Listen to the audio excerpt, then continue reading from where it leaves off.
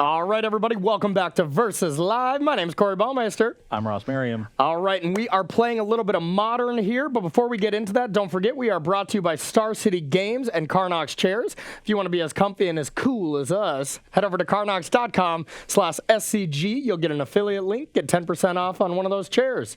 And we got Rob in the booth. Say hi, Rob. Hi, Rob. All right, he will be taking your questions. Make sure to tag at Star City Games. Get his favorite sent over to us, and we'll get those answered in between our games. Okay, so now we are playing kind of a deck that has fallen out of favor. You know, we have not seen this deck very much, but I believe it did very well at a PTQ last weekend. One of the PTQs in Richmond. Yep, won one of the PTQs, and that's Modern Humans. Yeah, Dev was, among the best decks in the format for a little while there. Was one of the decks that pushed Grixis Shadow out about 2 years ago now. Has sort of waxed and waned since then. Now it's definitely waning. Yeah. But got a little bit of help from Throne of Eldraine in Charming Prince. Yeah. The blink effect is really what you're after in this deck, though, against Burn. Having main deck Charming Prince, pretty good. But you're really trying to blink your Reflector Mages, your Thalia's Lieutenants. They save your creatures from removal if you have Aether Vial. So it does a lot of tricky stuff in this deck. They used to play Restoration Angel in small numbers in those flex spots, and this being a 2-drop is a lot better with your Vials. You really Vial in 2 pretty often in the deck for, instant speed meddling mages and responsive Terminus triggers or things like that, or freebooter on their draw step, or just, Thalia's Lieutenant mid-combat, things like that. So having it be a 2 helps disguise it, which definitely makes it a lot better. Sometimes it'll scry and dig you towards more gas if you need it to. I'm interested to see just what it does to the deck. Yeah, I always kind of thought it was going to be a really bad addition, to be honest. It just didn't seem like the stats were really good enough. It seemed like every other card in the Modern Humans deck was just way more overpowered than that. And but I mean, the tricks that you can do with Aether Vial and stuff does make it seem pretty sweet, especially with Humans not being played a lot. I'm sure whoever won that PTQ really got a lot of free value out of it. Like, okay, just main phase Fatal Push, blink, get wrecked, Yeah, definitely. Yeah. I also think, with Humans being out of the metagame for quite a while now, people really don't have the same sideboards that they used to. I know I've lost to it multiple times in the last month, just running into random people still on Humans, and especially from the Amulet side, playing that deck. I don't have the Walking Ballista anymore that's great in that matchup. I don't have the Hornet Queen.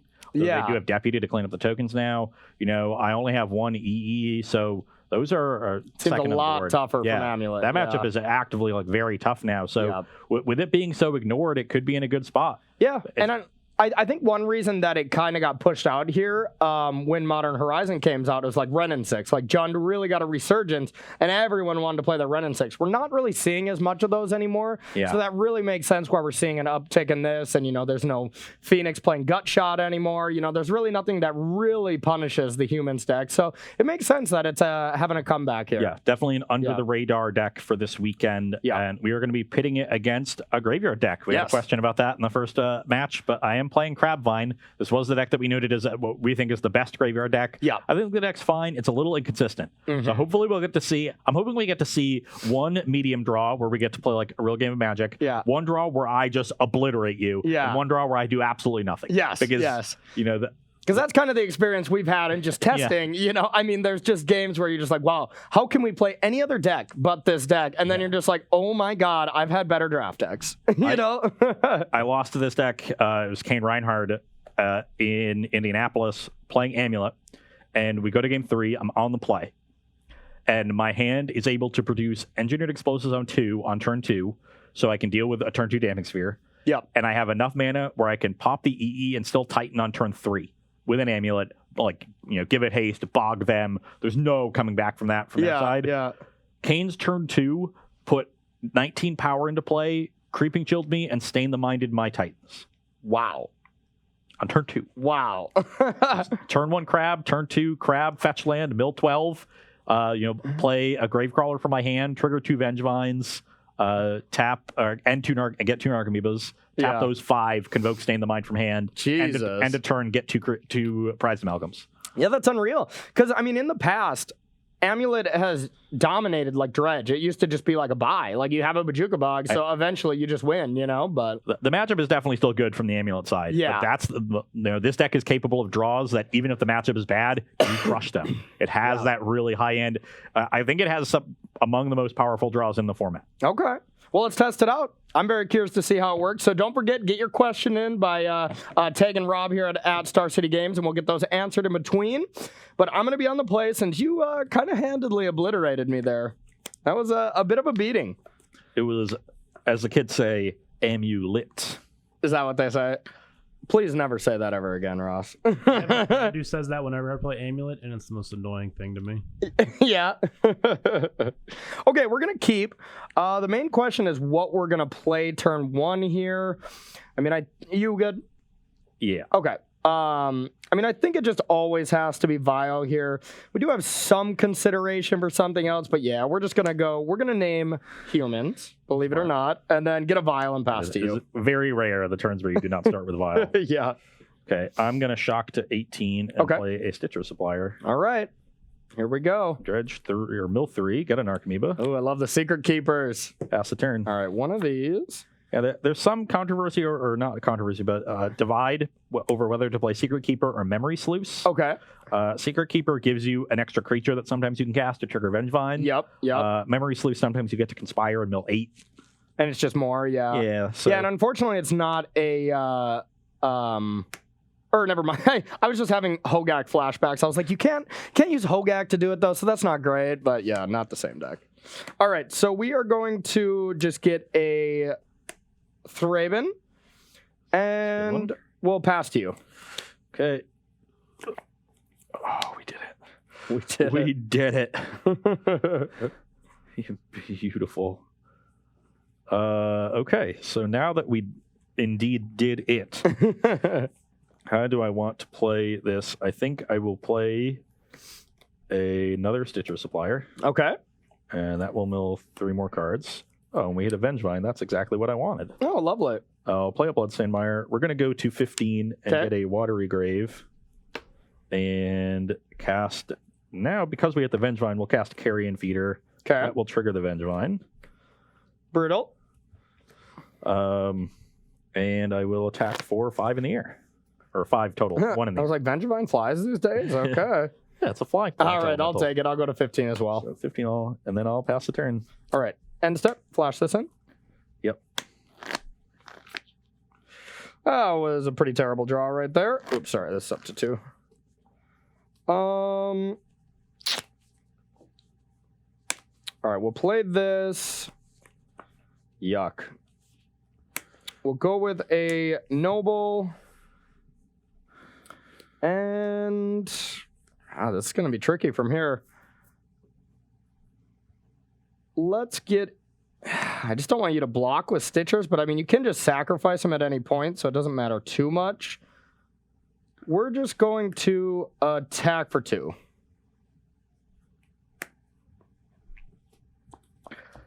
That makes me think that Corey has a Thalia's Lieutenant. Because he wants to vial that in or cast it post-combat and have a 3/2 first striker to check the Vengevine.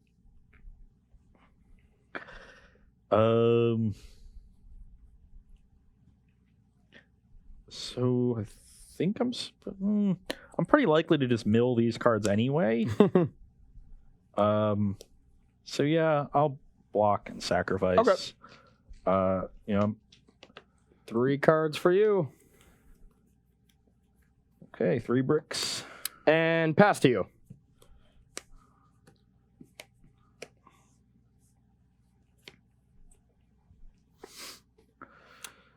All right, I'm deathly scared of this turn. I feel like this seems like a explosive turn. Okay, let's so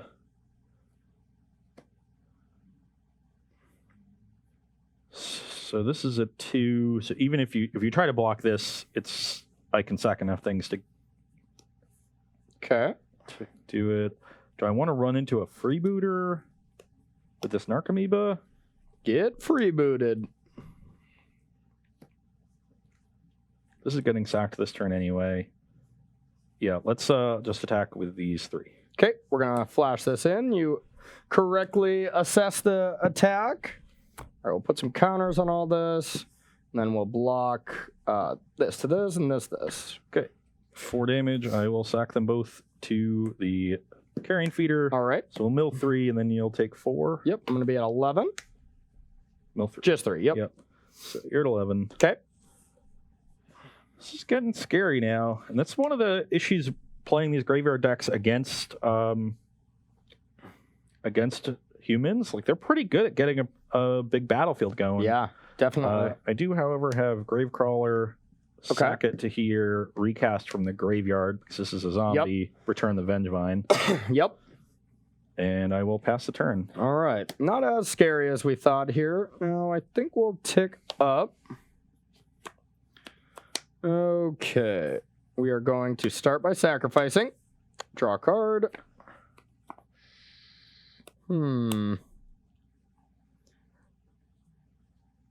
Let's see. What do we want to do here? Probably want to attack with at least, well, more than likely just one creature with Exalted here. Pretty likely to just block with Vengevine and then just recast stuff.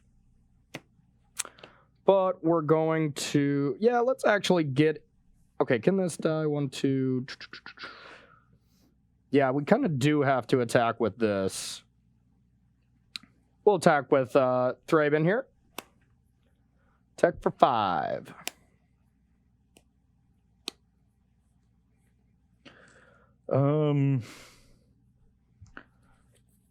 Eventually there's going to come a time when I want to take a turn off from returning the Vengevine.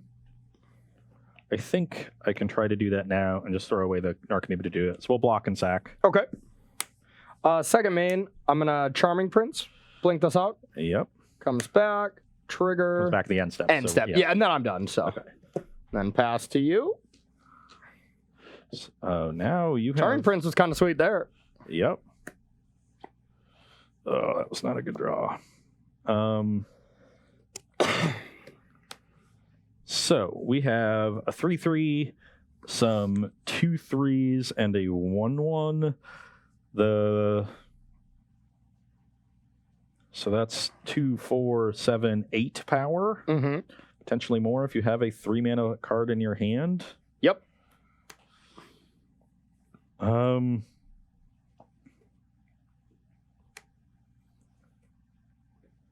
sack here. Okay. I think for sure. So that would make this a 7/7. So I would need to recast this post combat in To order get through the board. in order to get through just what's there.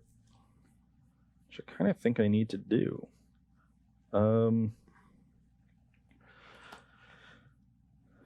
Yeah, let's sack here. Okay. I will recast. Okay.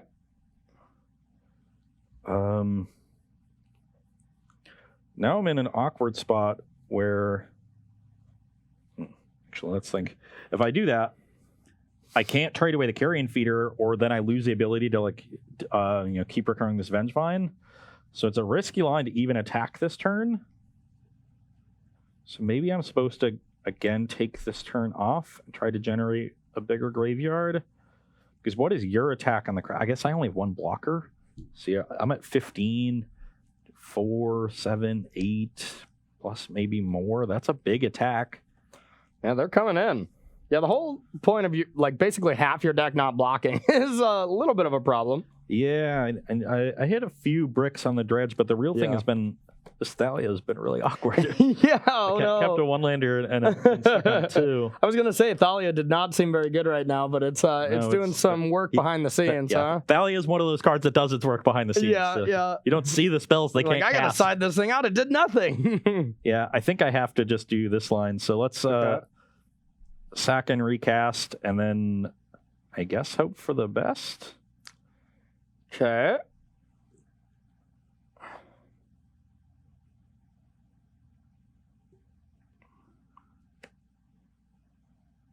Yeah. Yeah, I mean, I don't have great blocks here. I think the thing with me is I think any 3-drop Corey would have, namely Mantis Rider and Reflector Mage, would have come down last turn. Yeah, more than likely. Reflector Mage I could have seen being a little bit of a card I would hold off on, but yeah, as it stands right now, don't have a lot of great options. I think I just have to chump the feeder with one of my worst creatures. Which one that is? I suppose it's just Lieutenant.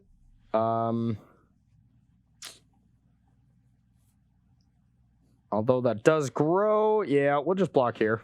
Okay. And then post-combat, I will sack both of these, get 2 more counters, recast the Gravecrawler, return the Vengevine. Okay. Pass the turn.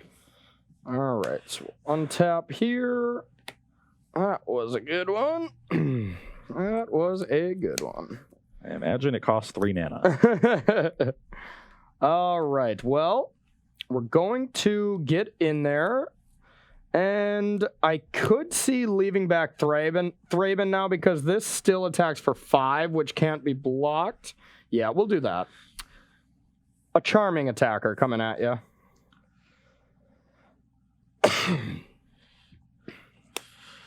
This feels like a Reflector Mage. If you're not... No, Reflector Mage, you would just, I think, bounce this and get in with everything or close to everything.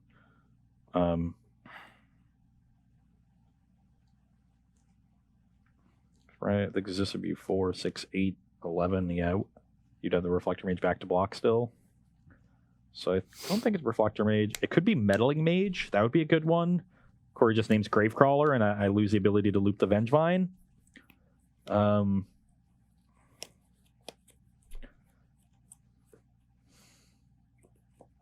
Still, I think I'm just going to block and sack. Okay. There's not many bigger attacks Corey makes than one creature. And I think we'll just cast this now. It was Reflector Mage, and we'll bounce this. I think it's better to do it this way, just because if I bounce your Vengevine, you just sack it. You know? Yeah. Then that doesn't work very well. Okay. That makes sense. Pass to you. Now I'm in very bad shape. Yeah, that was a good one. Okay, what can I do here? So you have, this is 3, 7, 9, 11, 13. 13. You're at 15, so not lethal yet. Well, that's awkward. Let's cast Venture Deeper. Okay. Targeting me. Chill. Okay. So this is on an adventure. Yep. This I have to play tapped because otherwise I am dead. Dead, yeah. And I will pass the turn. All right, we didn't have another 3-drop to flash in. We're going to sack this, start the turn. Mantis Rider would kill me. You mean that card? That would have kept you alive, yeah. Yeah. The biggest thing I was missing here was prized amalgams. Yeah. I could have looped those alongside Vengevine and gotten something going maybe. At least had like more pressure. Yeah. So just missed on amalgam there. And then it was really the Thalia. If I got to fire off those glimpses, I'm gonna hit what I need to hit. For sure. And honestly, from the really early parts of the game, I didn't think I really stood a chance. You know, like my hand was like another Thraben in hand. You know, I just had a bunch of mana creatures and stuff. But I'm drawing creatures that are big for their converted mana costs, you know, and most of my lands, or at least some of my lands, redraw and stuff. So I was gaining a bit of an advantage, and you just kind of just were spinning your wheels. You know, you didn't have time to like pull ahead. You really needed that third land. The only thing I was doing was growing my Carrion Feeder. And so as soon as the Reflector Mage hit, it just undid like 3 turns of what I did. And I mean, I think from my perspective, what you did there to make the Carrion Figure bigger so that no matter what, because I was just going to block with everything. The card was just going to be a huge problem. But since you just made it unkillable at all steps of the game, you know, I was relying on drawing a Reflector Mage, or I was probably still going to lose that game, you know? Yeah. Eventually you draw third land and you're able to glimpse and then glimpse again and, you know, becomes troublesome, but... Yeah. Okay. So we are kind of in the middle on time. What do you want to do? You want to play another pre-board? No, let's go to the sideboard, and then we'll play those two, yeah. Okay. Yeah. So we will take a quick break here. We'll come back, do some sideboarding, and finish up this match between Crabvine and Humans. Don't go anywhere. And welcome back here to Versus Live. We are sideboarding in the Crabvine versus Humans matchup. From the Crabvine side, I'm just bringing in a bunch of removal. Love it. We saw how good Humans is at just cluttering the battlefield, and sometimes they can just trump, your recursive threats. These graveyard creatures are generally good against removal spells. That's not what you're doing. You're making a big battlefield, so I need to clear the way to some degree. So we're bringing in all of it. I got 3 Fatal Push. I've got a trophy. The brutalities are especially nice. You saw in game 1, I had a second Vengevine languishing in my hand. I had a Haunted Dead that could have done something. So I would think I want more discard outlets, and this is a removal spell. The duress mode isn't going to be good. Sometimes I'm going to use it just to get a card out of my hand. Yep. But most of the time it's going to be, kill a creature, drain you for 2, get a card I want in my graveyard. Sure. So that one's particularly nice. We got to play, a little balancing act with trying to keep in enough enablers and enough threats. I think Merfolk Secret Keeper is the worst enabler, so that one is, the first cut. And then I'm trimming 1 Gravecrawler. It's just the weakest creature in combat, and it's also a little awkward in multiples once you have a Carrion Feeder. Yeah, you only need 1. Yeah. And then, with 1 Gravecrawler down and the Secret Keepers down, Vengevine gets a little bit worse, so I'm actually trimming a Vengevine.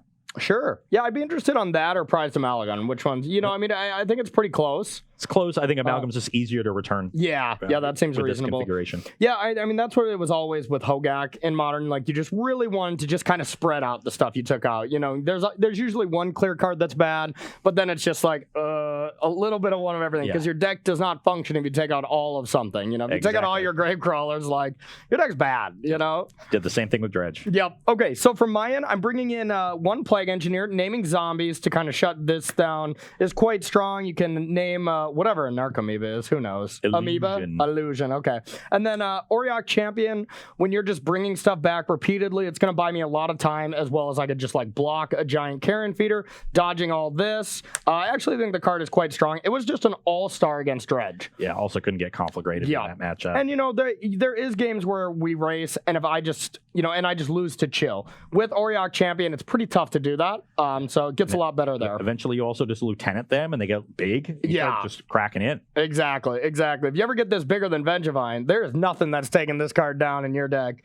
And then we got some deputies here to come in and just kind of clean out a board state. This is not a really good turn 3 play, but it's a really good turn 6 play after we kind of are staring at each other for a while. You got 3 of your 4 amalgams back, and we just cleanly take those. So.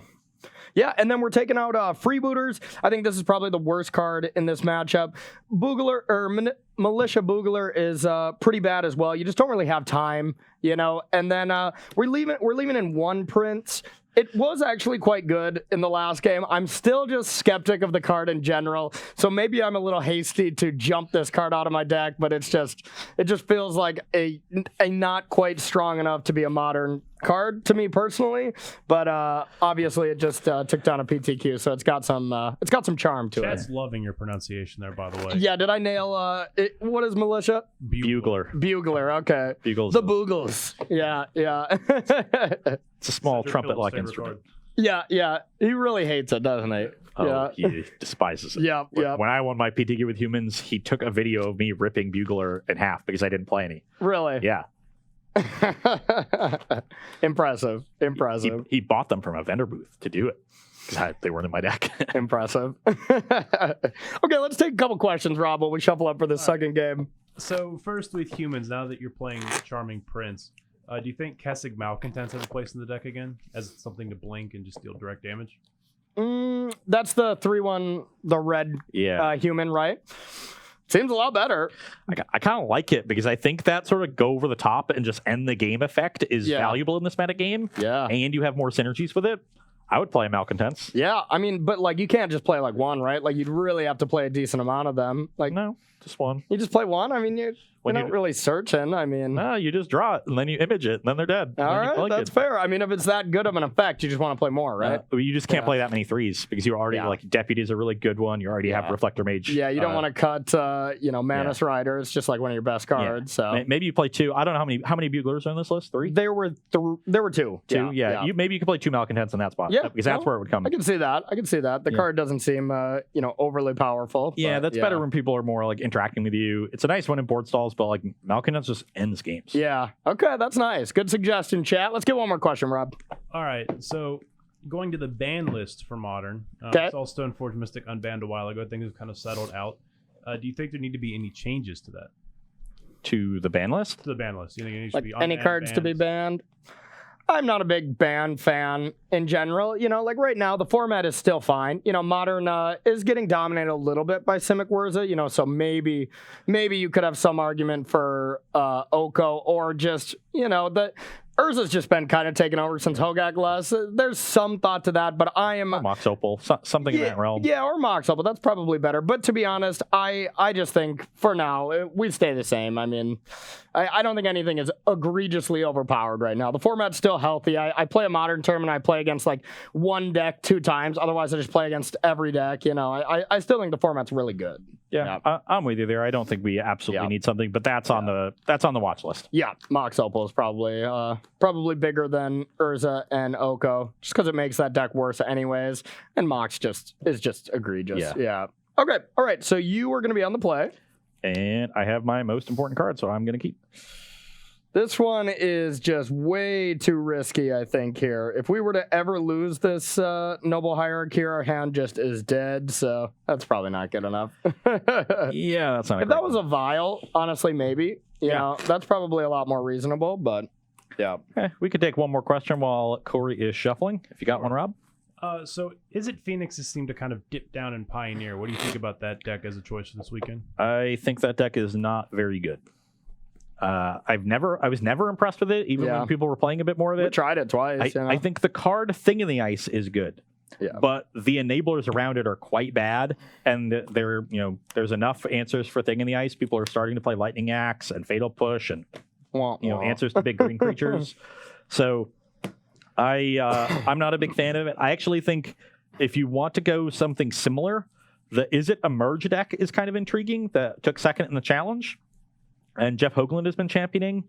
This is a deck that plays like Lightning Axe, Is It Charm to get the graveyard cards are Flamewake Phoenix and Kozilek's Return.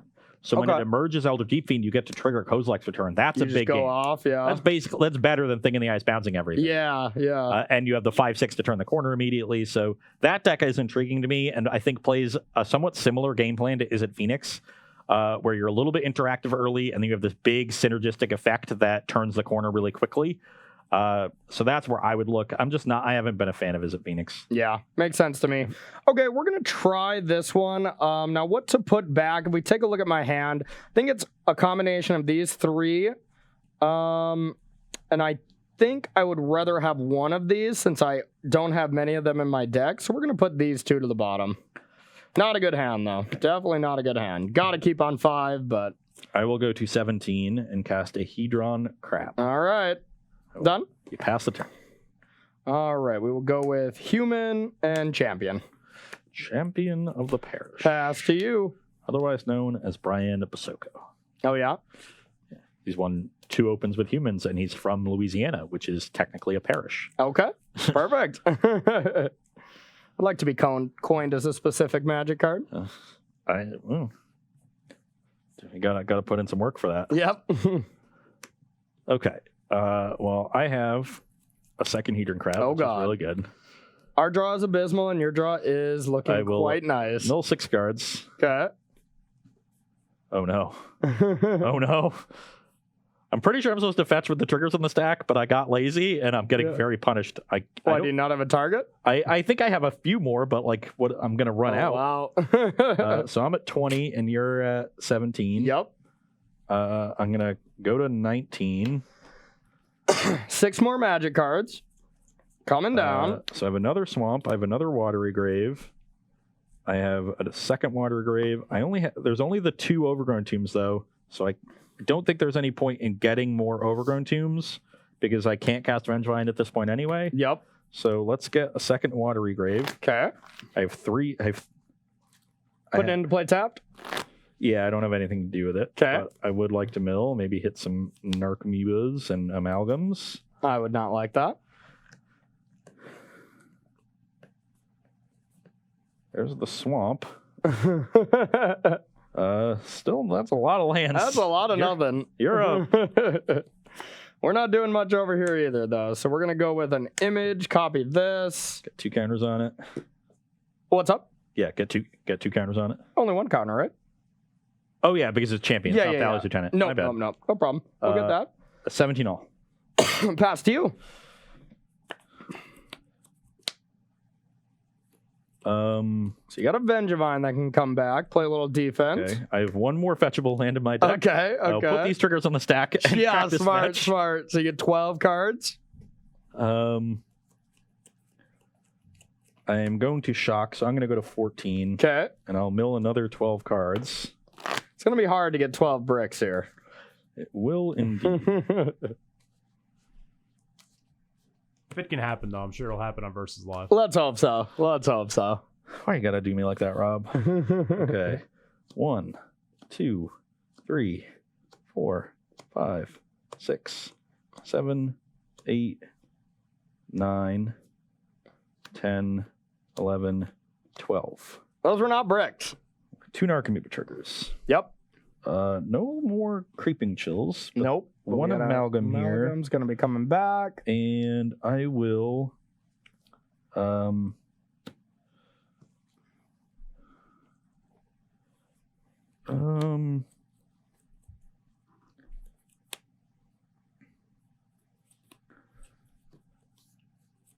just gonna cast a prized amalgam from my hand. Okay. End step, bring one back, and pass the turn. It's going to be tough to beat. All right. Well, now we get 2 counters on each. So that's 4/4 and a 3/3. We do not have a land, and we don't really want to attack. We'd rather just block an amalgam, so I'll pass to you.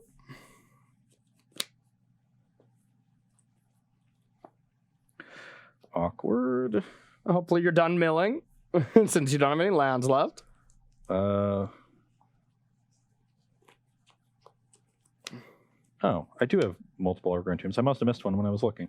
Okay. Okay, because I just drew one.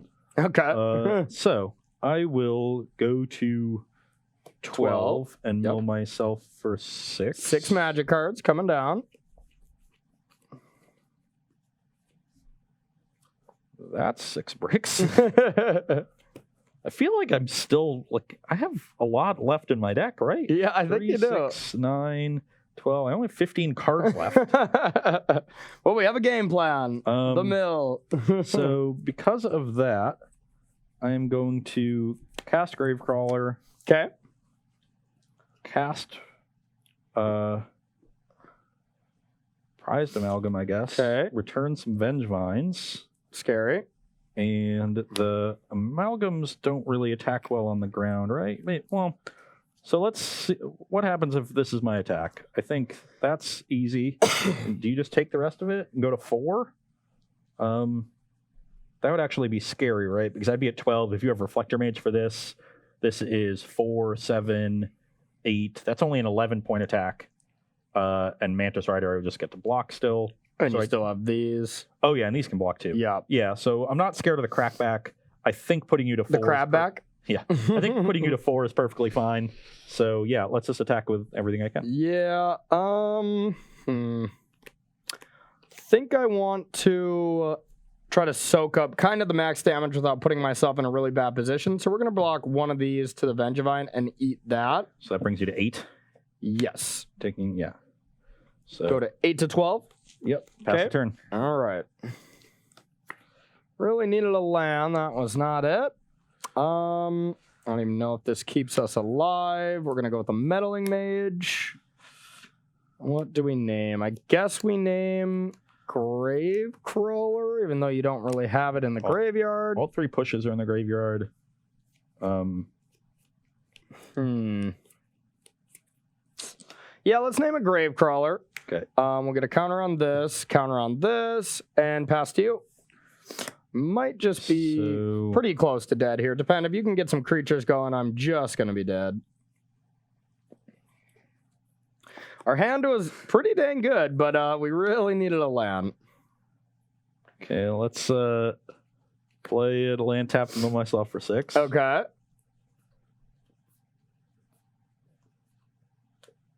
Okay, trigger a Narcomoeba. Okay. I'll trigger the 2 amalgams.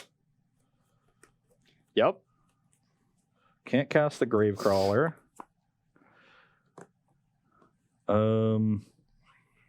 So if I attack with everything, you get to block Vengevine here, and yeah, that seems fine.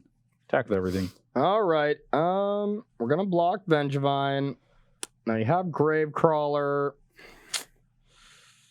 6, 7, 8. So we do have to block. I guess we just chump with something here. The Narcomoebas are just going to kill us. Plus, you have Creeping Chills that have just got to be like the last cards in your deck. There's 8 cards in my deck. Okay. But at this point, I'm out of lands, basically. All right, we're going to double block one of the prized amalgams. Okay, I'll order the Meddling Mage first. Okay. So these die, you take 5. Take 5, yep. You to 3. Yep. And I have indeed drawn a Creeping Chill. All right. Yeah, we were dead. Yeah. A land and we were going to take all your amalgams, but yeah. I mean, I was too far behind. Yeah. Once you block the Meddling Mage, I can you guys kill could that. attacked with that too, huh? Oh, yeah, I forgot to do that. But I had another Gravecrawler in Graveyard. I can cast this, cast Gravecrawler from yard, return Vengevines. Yep, I stumbled a little bit too much. Mulligan to 5, probably not great, but yeah. I guess I didn't really have that much left. I just had 2 Creeping Chills left. Yeah, 2 Creeping Chills usually enough. All right, so let's get ready for a third and final game here. Now you did your thing though. I mean, you got a lot of power in quick, and really just off the back of Crab, like a turn 1 Crab when I'm not gonna have an answer for it until turn 2 at best, like with a deputy or whatever. Like that would have been kind of a blowout if I go noble into deputy, but wasn't in the case. And yeah, that card just runs away with non-lightning bolt, non-fatal push matchups, and it's just really hard to equal out the amount of value that you get from just flipping over 20 cards in 2 turns where the cards say when they enter your graveyard do things. You're gonna hit something. So yeah. Okay, Crab is definitely the best enabler against removal heavy decks. You do tend to save it so you can at least get 1 trigger, maybe 2 with a fetch land. Yeah. Or against really heavy removal decks, you just side it out, right? Like, because it's just bad. Like, or do you just always keep that card in, you think? I mean, it's really easy to cast it and get 1 trigger out of it, right? And if it lives, it's way better. So I think it's better than Merfolk Secret Keeper still. Sure. Yeah. Merfolk Secret Keeper is just probably like the 56th or 60th card in the deck. So you just always just take it out. Yeah, it's just the weakest. It's the charming prince of humans. It's like the insolent neonate of Crabvine. Okay. I like it. The Shriekhorn, if you will. I like it. Okay, let's take one question there, Rob, if you got it. All right. Jessica Ascendancy wants to know, what are your top 2 places to eat in Roanoke? Oh, you go, then I'll go, okay? Tacos Rojas. Ooh. Mexican family making tacos in the back of a convenience store. Okay. Love it. And Viet Sub. So Banh Mi shop. It's actually close to the Berglund Center where SEG Con will be happening. So if you can actually make the walk in between rounds, it'll take you about 10 minutes each way. I like to call ahead. I finish my round. I call Viet Sub, put in my order. Yeah. It's usually ready when I get there in 10 minutes, and then I eat it real quick because the Berglund Center doesn't allow outside food, and walk back. So Thank God it's not standard. They would have been really in trouble. Those 2 for sure. Okay, I think for me it's Jack Brown Burgers. Just super delicious burgers. And then 202 Social Club, I think, are my all-time favorite food. Their wings there are unreal good. You like the 202 wings? I do, yep. I'm a fan. Are we gonna do team trivia on Thursday? I think we might have to, right? Yes. Yeah. That's a SCG Con event. That'll be happening Thursday at 202. So. Yep. 202, yep. So I think we're going to be seeing a lot of people at 202. Also at the after party they have at Martin's. So we're going to be hanging out at some events. We're going to be around. Yeah, it's going to be a fun weekend. I'm really excited. Yeah. It is a delight. All right, so we're going to fire up this game 3. I'm on the play. Ooh, this looks like a good mixture of lands and spells. What? I know. I'm going to keep it. I think this hand looks good. So lucky. Unbelievable. I know. How could you be so lucky? This hand looks bad. All right. I have turn 1 Gravecrawler, turn 2 Collective Brutality, discarding a Vengevine that I have no real hope of returning. Seems great. You could -2 to the Gravecrawler, so then all you need to do is top deck a zombie. So then you could cast it from the graveyard. Also, you could have cast that Creeping Chill, so that's not that bad, right? Yeah, come on, man. That seems fun. So that Helix upstairs. Yeah, don't be so pessimistic here. That is my nature, Corey. All right, I knew that. I was saying it for the people, They know it too. Okay. They've seen it for long enough. I don't hide it. Yeah, they've seen it in all your pictures. Yeah, you just have blue steel every time. It is my signature look. We do have a 5 chant, so. All right, Before you I like it. You know what, chaps? They're getting cooler and cooler every day. I have to say. Okay. Well, this is definitely a keepable hand. We'll put the right. graveyard creature into the library so I can mill it. Of course, yeah. That was always the advantage of a human, and then this. That was always the advantage of like Dredge, is like putting creeping chills back and stuff. It was just awesome.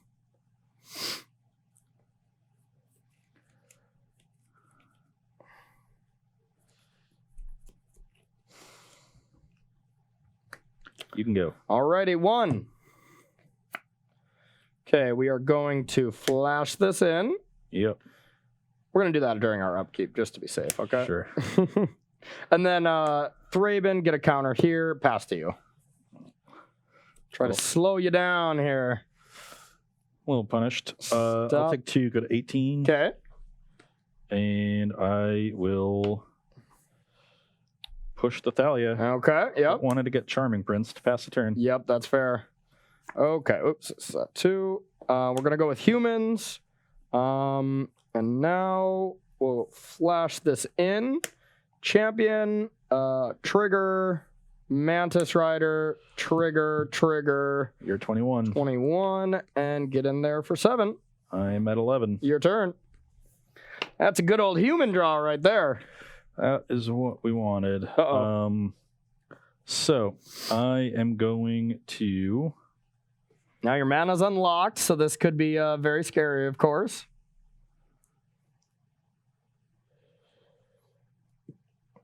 Play a fetch land and crack it, go to 10. Okay. And you have 1 card in hand? I have 1 card. You seem to be liking what you're doing here, so I'm in trouble. Well, it's the thing that makes me think I might have hope in this game. Okay. I definitely think I'm still behind. Sure. And I think I have to take the slightly riskier line of Fatal pushing the Mantis Rider instead of the Champion. Okay. It's a little smaller, but it's a lot harder to block. That's and fair. I will glimpse myself after that. All right. 3, 4, 5, Oh my God. 6, 7, 8, 9, 10. Okay, just some damage, huh? Wow. Okay. Well, that'll buy some time at least. Yep. So I you'll go to 15 and you go to 16. You're winning?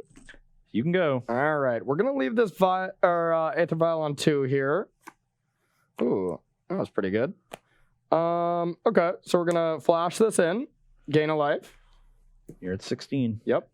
And then play this. Gain 2 life. You're at 18. 18. And let's get in there. For 10, I go to 6. Okay, your turn. That was a good top deck. Not bad. Now these Auriok champions, I'm hoping they're just annoying enough to just, keep pestering you for 2 each time. A Thalia's Lieutenant or whatever is just going to really push through.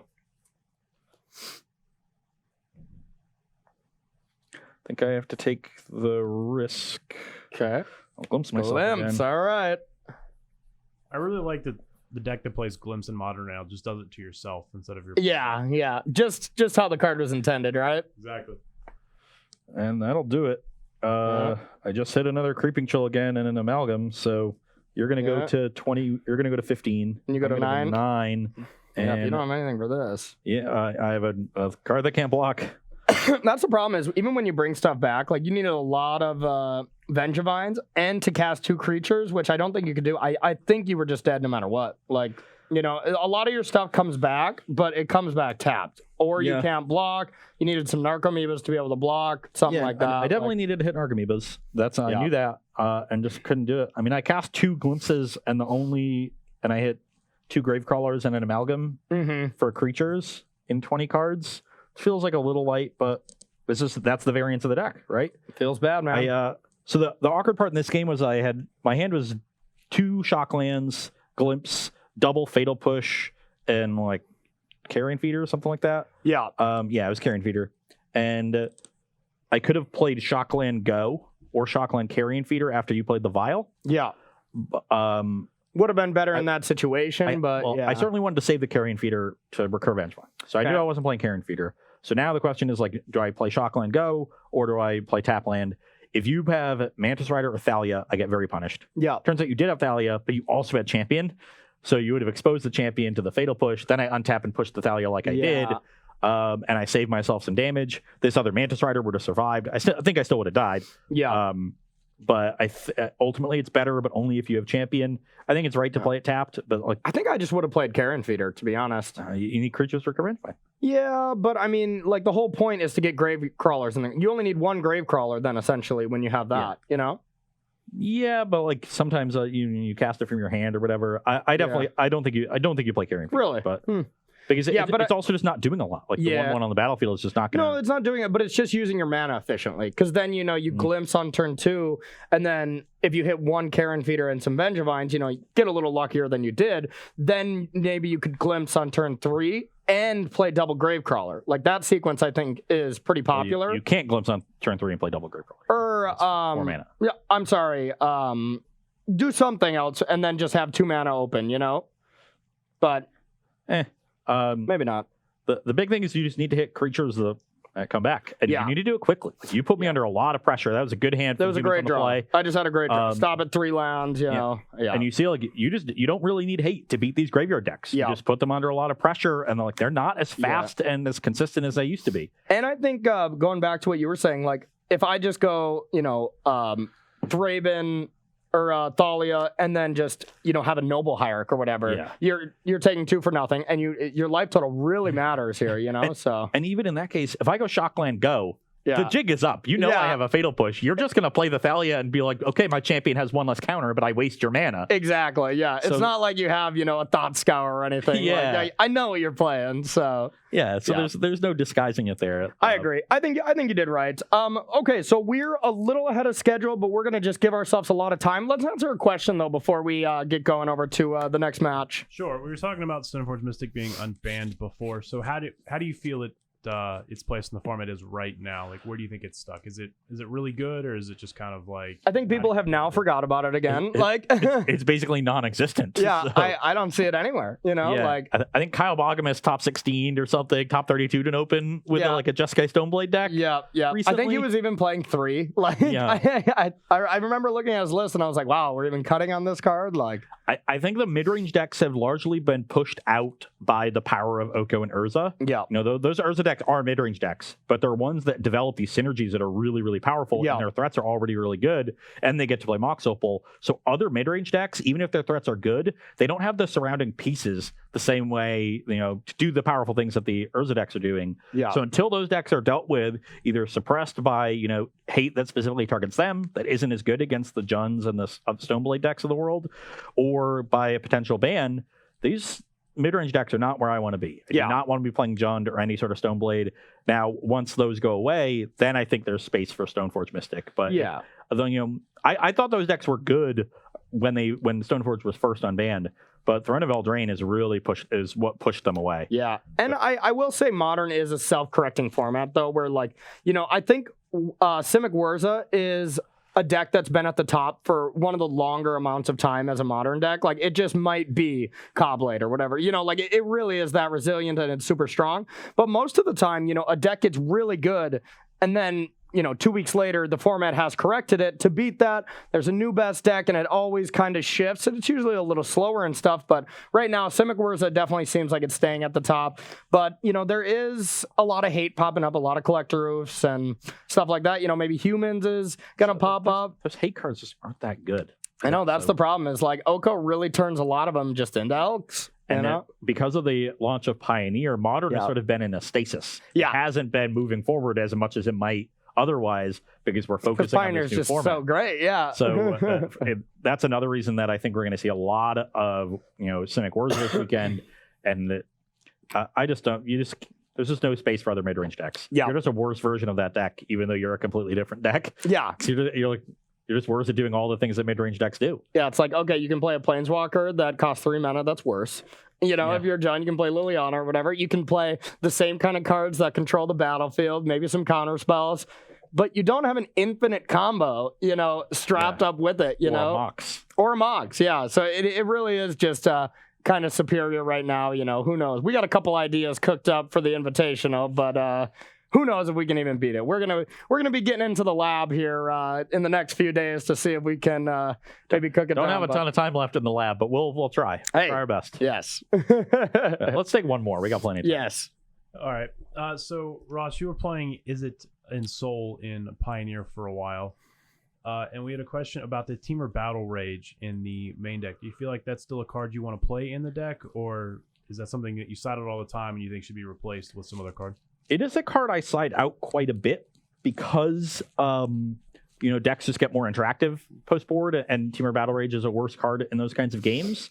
But it's a very good card in certain matchups, and just like its role in Grixis Shadow. You board that card out in Modern and Grixis Shadow when you play against, the Mirror or other, decks that are really killing your stuff and that you have to grind with. But in decks where you have to race, Battle Rage is sort of another Shrapnel Blast. Sometimes it's better than that if your creature is bigger, if you've ensouled Serpent and Ghost Fireblade or Serpent. Yep. And so I've tried it without the one of Battle Rage recently, and I'm gonna actually go back to it. I'm gonna test a little bit with that deck tonight. And to a certain extent, it's a metagame call. Like, how interactive is the metagame and how much are you racing? Right now, you're racing quite a bit. These green decks put you under a lot of pressure. They don't have a lot of removal. So I like Battle Rage in matchups like that. So if I were to, just tell you right now, and had to submit a list for this weekend, if I was playing Is It in Soul, I'd have a Battle Rage in my list. If things change in the next couple of days, it could not be there.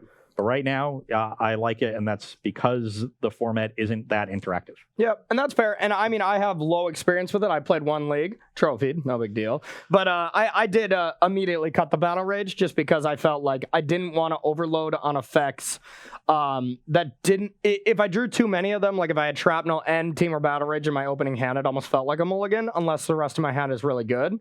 So, I mean, with inexperience, I was cutting it, but I completely agree. If you're trying to go over the top, it's where you want to be. But I was kind of erring on the side of adding more in soul effects. Yes, skilled animator. Exactly. Like I went up to a third one of those kind of immediately as my thing. Don't know if it's correct. You obviously played it much more than me, but I tried that as well. Yeah. The skilled animator has been good for me. Yeah, being me able too. to animate something and then Quiricopter with it or just block. Yeah. But I'm leaning towards liking the Battle Rage. Yeah. If people start playing more interactive decks, more like, Azorius controls, more Fatal Push Thoughtseize decks because of the Veil of Summer ban, then the Battle Rage is something you want to move away from. I mean, those are two decks that it would be really weird if it didn't have an uptick. Veil was one of the most impressive cards for both of those two decks. We even saw Sultai midrange win the first premium event. And Veil was everywhere, or at least to some extent in a good chunk of sideboards. With that gone, maybe Sultai Tradebinder comes back. Maybe. Yep. We have one more match for you today. Yes. We are going to take a short 5-minute break. We will be right back with that. What are we playing in that matchup? We got a kind of a spicy one. This is kind of our left field. Like, these decks are decks that have been succeeding in match 1 and 2, and they're decks that I would really expect to see. Not necessarily as much. We have an Infect deck that you are playing, and I mean, Tom the Boss Ross and Aaron Barrich are going to be here, so this could easily be a couple Infectors here. And then I am going to be playing a Teamer Snow list that we saw from either a deck dump or like the challenge that looked really cool, and I thought it might be a really cool match. So You become Todd now. Yeah, with the Teamer. Yeah. Hey, Todd did some good work with Teamer, so happy to be it. Yeah, so a fun matchup to round out the day. Two decks that, might be under the radar, but we think look pretty good on paper. So we're going to test them out and see how that matchup goes. So 5-minute break. Don't go anywhere.